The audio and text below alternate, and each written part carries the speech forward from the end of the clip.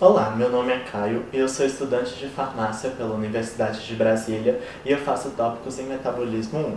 O artigo que eu escolhi tem o nome aqui embaixo e cujo título em português é A coingestão de um preparado de proteína hidrolisada e aminoácido com carboidrato melhora a redução de glicose plasmática em pacientes com diabetes do tipo 2. O objetivo desse estudo foi investigar as propriedades insulinotrópicas da combinação de um preparado de proteína hidrolisada, leucina e fenilalanina com carboidrato e a taxa de eliminação de glicose após sua ingestão em pacientes com um diagnóstico de longo prazo do diabetes tipo 2 e em indivíduos saudáveis. Desta forma, foram selecionados 10 pacientes do gênero masculino e 10 indivíduos saudáveis, sendo que os critérios de exclusão foram as funções renais e hepáticas prejudicadas, a obesidade, hipertensão, problemas cardíacos, complicações do diabetes e terapia com insulina exógena. Os pacientes que faziam tratamento com sulfonilureias tiveram a retirada destes medicamentos 2 dias antes do teste. E os pacientes que faziam tratamento com metformina permaneceu o uso do medicamento.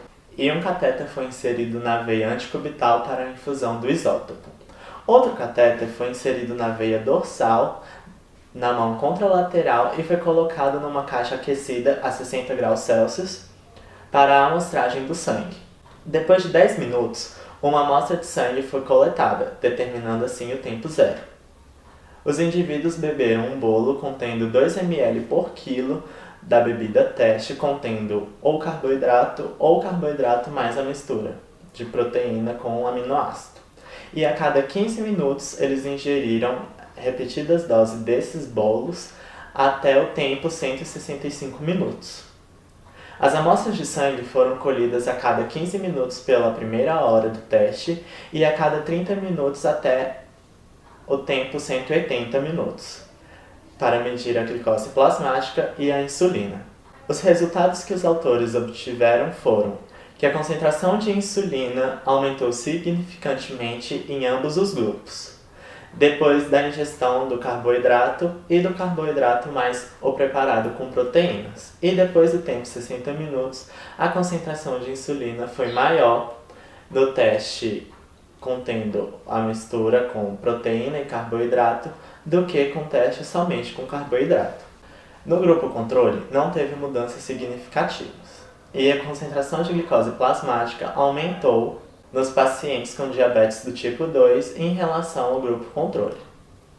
Levando em consideração os pacientes, a concentração plasmática de glicose aumentou até o tempo de 150 minutos, com teste somente de carboidrato, atingindo um platô depois desse tempo. No teste com carboidrato mais a proteína, a concentração plasmática de glicose aumentou nos primeiros 90 minutos. Depois atingiu um platô ou então tendeu a cair. No tempo 180 minutos, a concentração de glicose plasmática foi significantemente menor no teste contendo proteína mais carboidrato do que no teste contendo só carboidrato para o grupo com diabetes. No grupo controle, a concentração de glicose plasmática aumentou nos primeiros 60 minutos e depois retornaram para os níveis basais após 2 horas.